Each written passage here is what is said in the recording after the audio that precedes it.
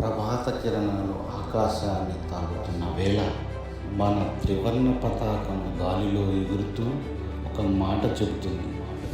ఈ నేల స్వాతంత్ర్యానికి పుట్టిన నేల, కానీ ఒకప్పుడు ఈ నేలపై చీకటి పరచుకుంది. విదేశీ పాలకుల కఠిన నియంత్రణలో మన ప్రజలు నిశ్శబ్దంగా బాధను భరించారు. అప్పుడు కొందరు హృదయాల్లో ఒక అగ్ని రగిలింది. ఇది మన దేశం, మనమే రక్షించాలి.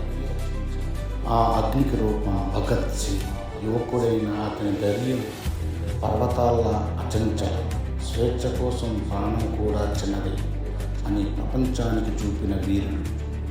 ఆ తర్వాత ఒక గర్జన వినిపించింది.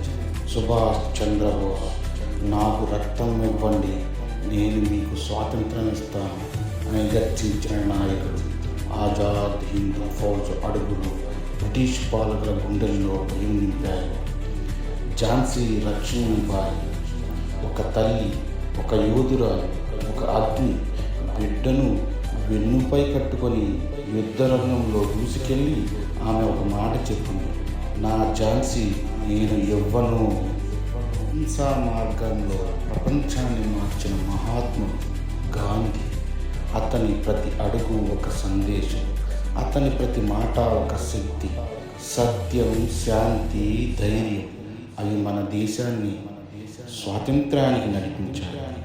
స్వాతంత్రం వచ్చిన తర్వాత ఈ దేశాన్ని ఒక్కటిగా నిలబెట్టిన మహానుభావుడు సర్దార్ వల్లభాయ్ పటేల్. వందలాది రాజ్యాలను ఒక్క భారతదేశంగా మార్చిన ఐక్యత శిల్పి. 1950 జనవరి 26 మన రాజ్యాంగం అమల్లోకి వచ్చిన రోజు. ఆ రోజు భారతదేశం నిజమైన ప్రజాస్వామ్య దేశంగా పుట్టింది. మన హక్కులు, మన స్వేచ్ఛ, మన గౌరవం అన్నీ ఈ పుస్తకంలోని. ఈరోజు మన బాధ్యత మొదలవుతుంది. మనం చదువు, మన నిజాయితీ, మన మంచితనం అవే మన స్వాతంత్ర సమర యోధులకు ఇచ్చే నివాళి.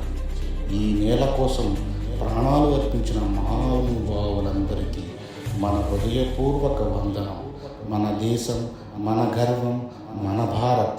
జై హింద్, జై భారత్.